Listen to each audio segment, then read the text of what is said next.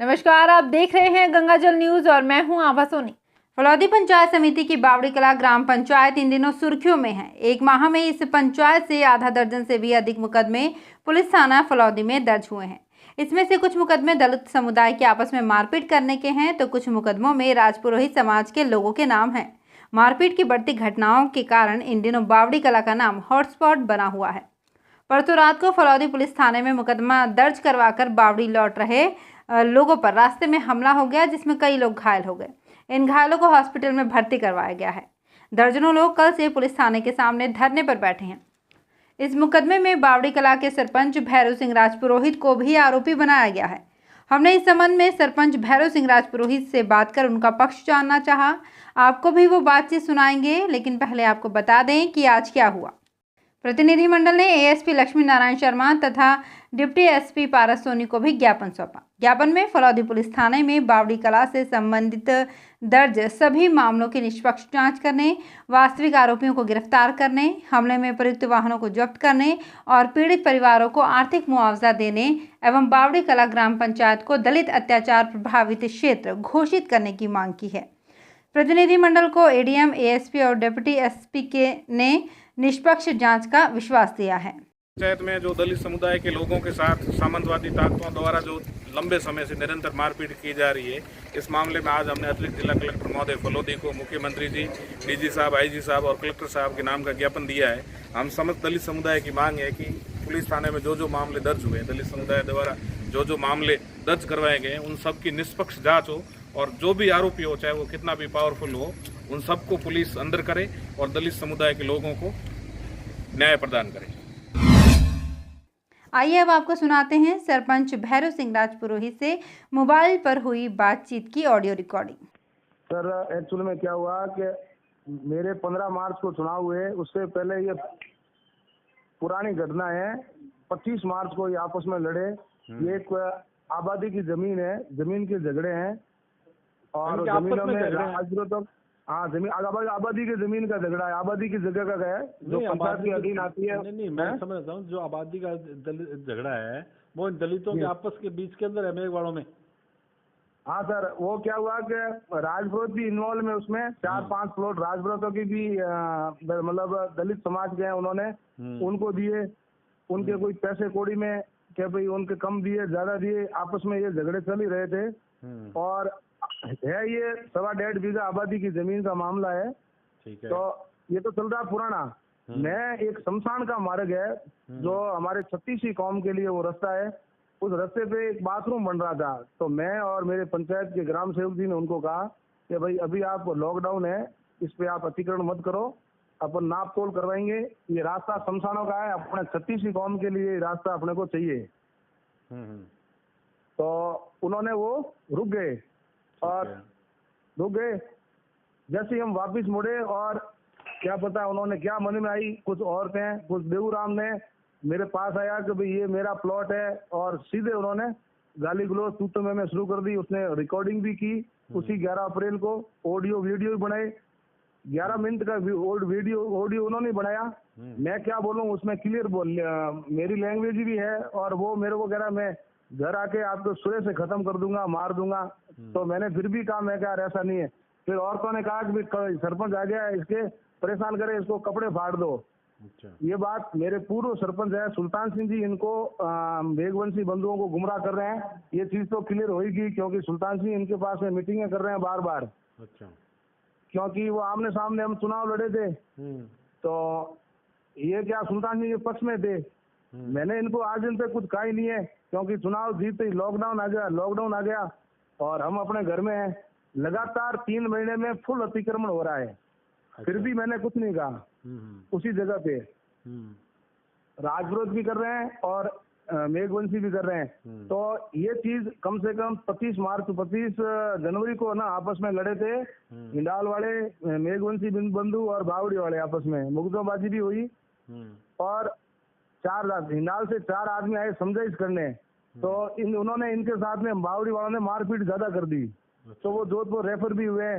तो वो उनको बदले की नीयत थी। ये चीज हम ही सुन रहे थे, गांव में बैठे थे कि भाई ये उनका बदला लेंगे, ये रंजिश हो गई। तो ये चीज बढ़ी। अच्छा।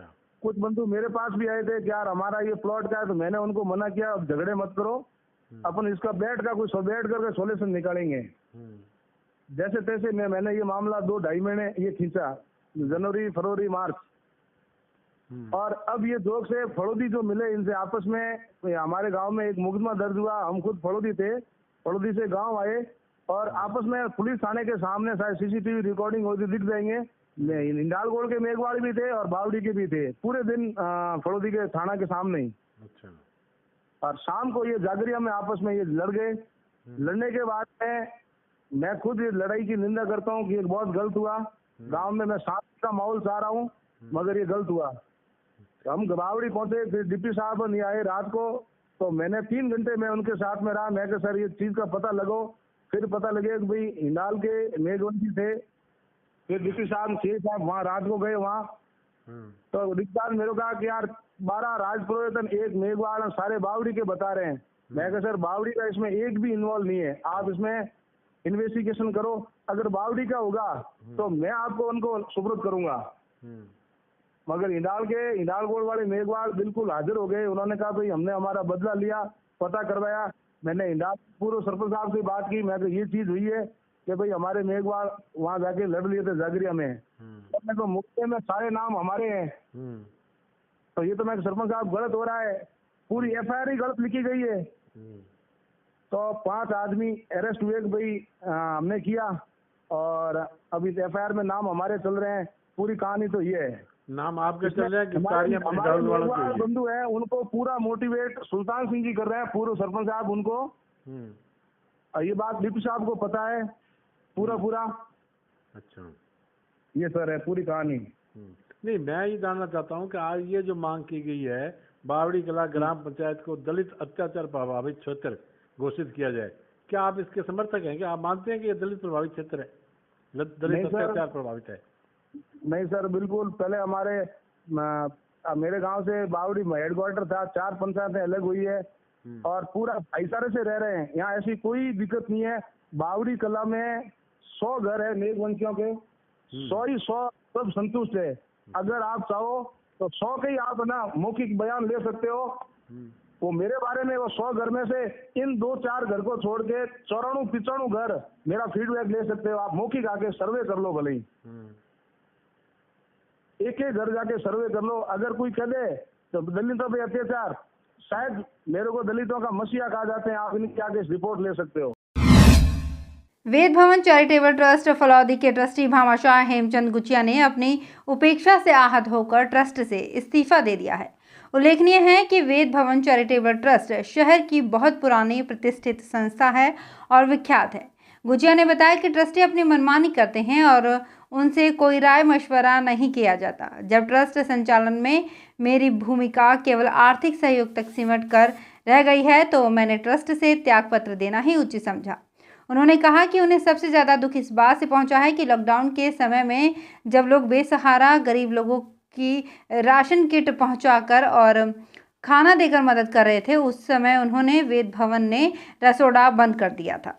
उन्होंने कहा कि उन्हें सबसे ज़्यादा दुख इस बात से पहुंचा है कि लॉकडाउन के समय में जब लोग बेसहारा गरीब लोगों को राशन किट पहुंचाकर और खाना देकर मदद कर रहे थे, उस समय वेद भवन ने रसोड़ा बंद कर दिया। वे चाहते थे कि अस्पताल में उपचाराधीन गरीब मरीजों को भी ज़रूरत की खाद्य सामग्री पहुंचाई जाए, लेकिन किसी ने उनके प्रस्ताव पर गौर नहीं किया। ट्रस्ट में केवल कुछ लोगों की मनमानी चल रही है और कुछ नहीं। गुचिया मुंबई में रहते हैं और सामाजिक व सेवा कार्यों में उनके समकक्ष कोई नाम नहीं है। उनके इस प्रकार वेद भवन ट्रस्ट से त्यागपत्र देने से सभी हैरान हैं, लेकिन खामोश हैं। भामाशाह पप्पूराम डारा ने सोमवार को केलनसर पहुंचकर शहीद कमांडो अशोक बिश्नोई के परिजनों से मिलकर ढांढस बंधाया और संवेदना व्यक्त की। डारा ने परिवारजनों को 1 लाख रुपए की सहायता राशि का चेक भी सौंपा। डारा ने कमांडो अशोक बिश्नोई की तस्वीर पर पुष्प अर्पित कर श्रद्धांजलि दी। कमांडो अशोक बिश्नोई का आकस्मिक निधन कुछ दिनों पूर्व डोडा तस्करों का पीछा करने के दौरान बोरुंदा थाना अधिकारी की पिस्टल से चली गोली से निधन हो गया था। डारा ने कोरोना महामारी के इस विकट समय में क्षेत्र के विभिन्न गांवों में पहुंचकर जरूरतमंदों को आर्थिक सहायता और आवश्यक सामग्री के किट उपलब्ध करवाए हैं। बाप संवाददाता कविकांत खत्री के अनुसार अन्य राज्यों से आए व्यक्तियों को उप तहसील शेखासर के अधीनस्थ क्षेत्र ग्राम पंचायत टेपू, टेकरा, सिहड़ा, जेमला, शेखासर, अखाधना, राणेरी के सेक्टर अधिकारी और नायब तहसीलदार अर्जुन सिंह व बीएलओ गोरखाराम शेखासर द्वारा होम आइसोलेशन में रह रहे व्यक्तियों का सोमवार को निरीक्षण किया गया। सेक्टर अधिकारी व बीएलओ द्वारा लोगों को कोरोना से बचाव हेतु घरों में रहने, सोशल डिस्टेंस, मास्क पहनने, हाथों को बार बार साबुन से धोने और सैनिटाइजर का उपयोग करने आदि की जानकारी दी। ग्राम नेवा में रविवार शाम को करीब 1 किलोमीटर के क्षेत्र में भारी संख्या में टिड्डियों ने पेड़ों पर पड़ाव डाला, जिसकी सूचना केवीएसएस बाप चेयरमैन हजारीराम गोदारा ने एसडीएम बाप महावीर सिंह तथा टिड्डी कंट्रोल रूम फलौदी के प्रभारी पवन को दी। अधिकारियों ने तत्परता दिखाते हुए शाम को ही हुक्मीचंद तहसीलदार, विकास अधिकारी धनदान देथा, आरआई जेठाराम, पटवारी जगदीश सैन, ग्राम सेवक सचिन अवस्थी और ठेकेदार महिपाल गोदारा आदि को दी गई। ग्रामीणों के सहयोग से छिड़काव किया गया। बाप से नमक उत्पादन क्षेत्र ऋण होते हुए जांबा जाने वाली सार्वजनिक निर्माण विभाग की डामर सड़क जगह जगह से क्षतिग्रस्त होकर गड्ढों में तब्दील हो गई है। बाप में राजकीय महाविद्यालय के निर्माणाधीन भवन के सामने ये सड़क बुरी तरह से उखड़ चुकी है। टूटी सड़क के कारण आमजन के साथ साथ वाहन चालकों को आवागमन में भारी परेशानियों से दो चार होना पड़ रहा है। इसी सड़क से प्रतिदिन नमक लदान होकर कई ट्रक बाप आते हैं। इन सभी बड़े वाहनों को भी परेशानी होती है। क्षतिग्रस्त सड़क के कारण हर पल हादसे का भी अंदेशा बना रहता है। जागरूक ग्रामीणों ने इस सड़क की मरम्मत करवाने की मांग की है। एकान भाटियान में आज बावड़ी मारपीट प्रकरण को लेकर जनवादी नौजवान सभा व अम्बेडकर नवयुवक मंडल के संयुक्त तत्वाधान में मुख्यमंत्री अशोक गहलोत का पुतला फूंका गया। प्रदर्शनकारी राजस्थान में हो रहे कथित दलित उत्पीड़न का विरोध कर रहे थे तथा इस पर रोक लगाने की मांग कर रहे थे। इस अवसर पर तिलोक चौहान, खुशहाल पंवार, कमल किशोर और हिम्मत चौहान आदि उपस्थित रहे। सेन समाज फलौदी ने आज मुख्यमंत्री के नाम का ज्ञापन एसडीएम कार्यालय को सौंपा। ज्ञापन में लॉकडाउन के दौरान घरों में बैठे सेन समाज की आर्थिक मदद करने की मांग की गई। इस ज्ञापन में कहा गया है कि सैलून और ब्यूटी सेक्टर बंद होने से ये कार्य करने वाले बेरोजगार हो गए हैं तथा उनकी आर्थिक हालत खराब हो गई है। ज्ञापन में ऐसे परिवारों को आर्थिक सहायता देने, ऋण माफ करने और सैलून सैनिटाइज करने के लिए भी आर्थिक सहायता की मांग की गई है। इस अवसर पर कन्हैया लाल सैन, झबराराम, मदनलाल और शैतानाराम आदि उपस्थित रहे। संवाददाता गणपत गर्ग के अनुसार जिला कलेक्टर नमित मेहता ने सोमवार को जैसलमेर जिला कलेक्टरी सभाकक्ष में प्रमुख अधिकारियों की बैठक ली और सरकार द्वारा जारी नवीनतम आदेशों और निर्देशों के बारे में अवगत कराते हुए इनकी पूरी पालना किए जाने के निर्देश दिए।